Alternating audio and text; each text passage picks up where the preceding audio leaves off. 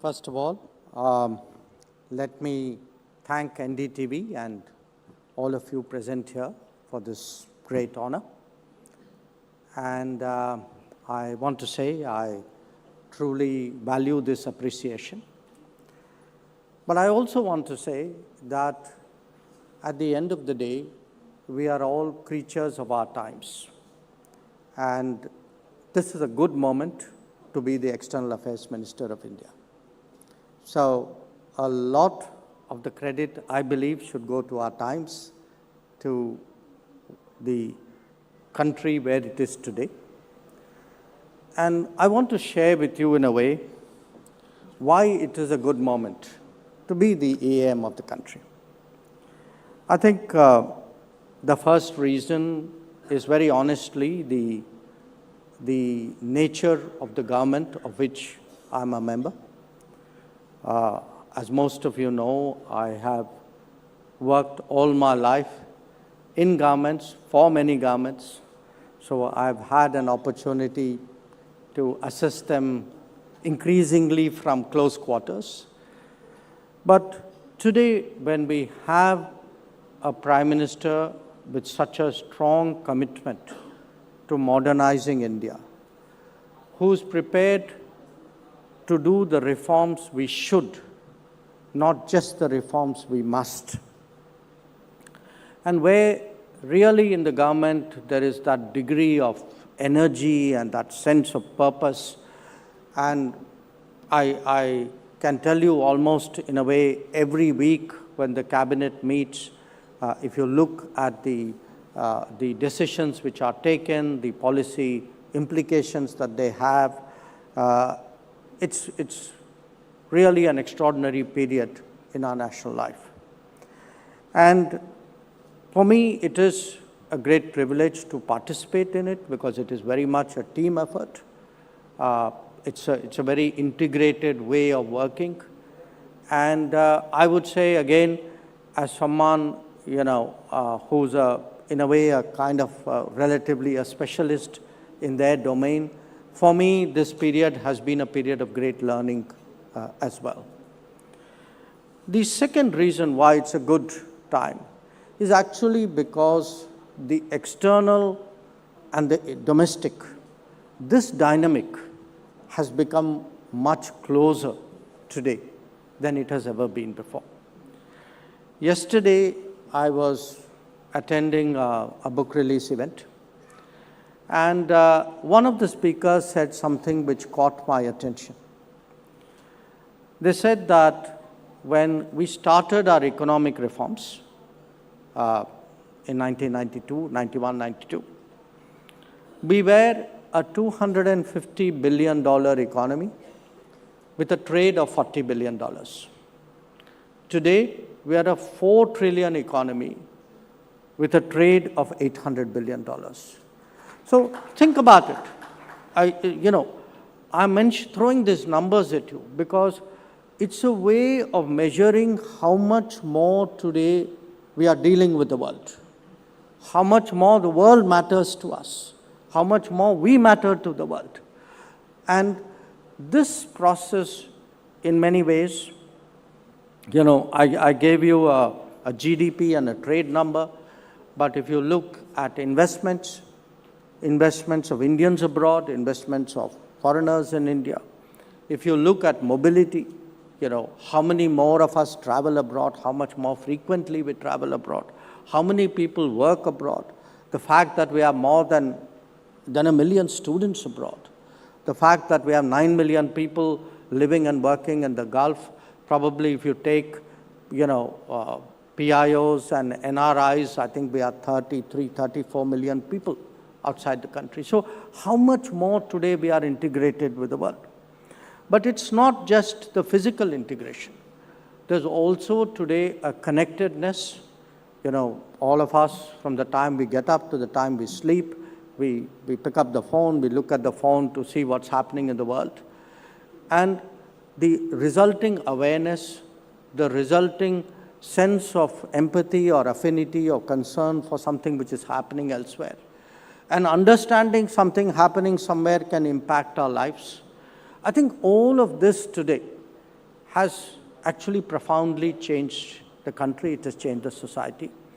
And what it has done, in many ways, it has actually made foreign policy much more relevant to Indian society.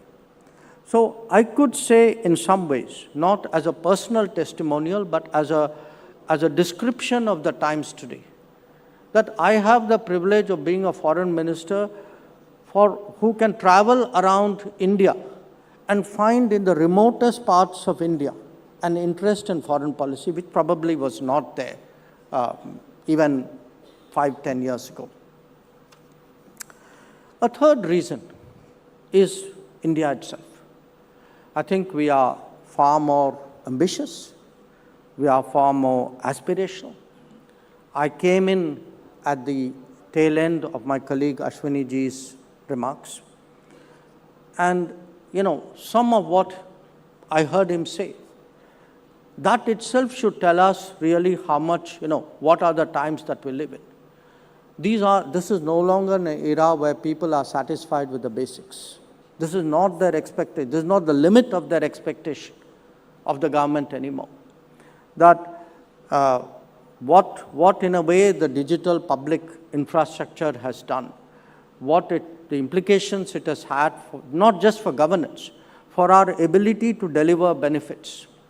That what he spoke about, the food and nutrition support, the health facilities we give, the houses we give, and these are the citizens' entitlements, except they were the citizens' dreams at one point of time. Today, they are the citizens' demands. In many ways, the citizens' achievements which they have in their hand. So, we are living in times where the quality of life is different, quality of jobs are different, quality of expectations are different. And if we look at our own conversations, you look at the national conversation, we are today talking increasingly seriously about Make in India, about being Atmanirbhar Bharat. We are aspiring to a Viksit Bharat. It's not an aspiration we would have had 5-10 years ago. Or, in fact, if one looks even at the achievements which give these aspirations credibility, this is today a kind of a can-do generation, a generation that has done the Chandrayaan, a generation which, was probably the most efficient producer and inventor of vaccines during COVID, which has produced its telecom technology. We talk of an India stack today, we talk of our own 5G technology. Or, as my colleague probably mentioned before I came in, a generation which today produces its own trains, Vande Bharat, of which we can be justifiably proud. Now, that's what's happening inside the country. But if you look outside the country, my particular responsibility, again, if you look in terms of our ambition and aspiration, we are charting our own way. We have today, in a way, we are a co-inventor of the Quad. We are pushing a new connectivity initiative called IMEC through the Middle East. We were the progenitors of the International Solar Alliance, of a disaster resilient. So, in a way, this is today a country of ideas. It is a country which is shaping global conversations. So, that too is a reason why it's particularly fortunate to represent the country and to hold this responsibility. But I do want to say a few words also about our capability and our confidence. I spoke about the COVID. I can tell you as a person who travels around the world, probably, I think I can assert more than anybody else in this room, unless there's somebody from an air crew who happens to be here. But, much of the world still has not recovered from the COVID. Not just, it doesn't have to be countries in Africa and Latin America. I can tell you even parts of Europe have not recovered from the COVID. So if you look today at the bounce back, how we handled it, how we have recovered from it, or indeed of challenges like the one we had for 4.5 years, and to some extent we still do on our border with China, that the firmness, the determination, the fortitude with which we face that challenge. Or look at the way we are responding today to terrorism. that a country which let an incident, which let an attack as big as 26/11 actually pass unanswered, is today, sending a very clear message through strikes in Uri and Balakot. So whether it is a crisis or it may not be our crisis, it may be something for the world. One of our neighbors went through what was probably the deepest financial crisis in decades, which was Sri Lanka. And at the end of the day, more than the global institutions which were supposed to help that country, it was actually a neighbor like us who stepped forward of a scale of assistance which we ourselves would not have contemplated years ago. Or take the responsibility we shouldered just recently, the G20 responsibility. We actually took on that responsibility when the world was totally polarized, when people actually, frankly, sympathized with us, saying, I feel sorry for you, you're taking up the G20 at this juncture. Nobody expected us to pull it off, leave alone actually have achievements like bringing the African Union inside. So I do want to say today, yes, we are more aspirational, we are more ambitious, we are more capable, we are more, in a sense, confident. But most of all, we are an India that is more Bharat. That we can see today that in our country, in our 8th decade after independence, actually democracy has delivered. And when I say democracy has delivered, it just doesn't mean our elections are better than everybody else's. They are.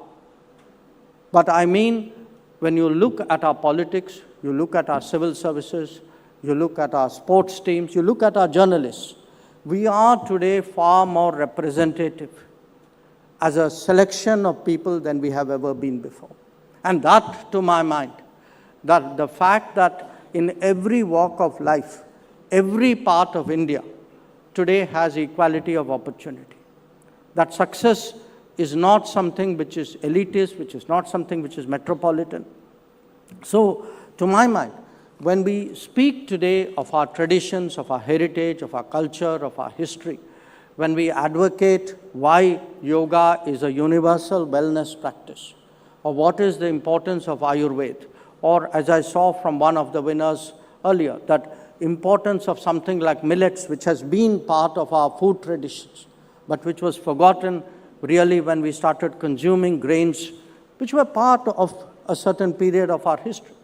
So we are today a country under transformation, but a country who are, in a way, both staying true to our tradition and yet using technology to look ahead in our future. So I held forth at some length. I hope you would excuse me for that. But I do want to share with you today what a privilege it is today to be a face of this country abroad. And I can tell you that the strength of what I articulate abroad, the confidence with which I speak abroad, all of that really emanates from the fact that I am empowered by what I see in this country. Once again, NDTV, thank you very much.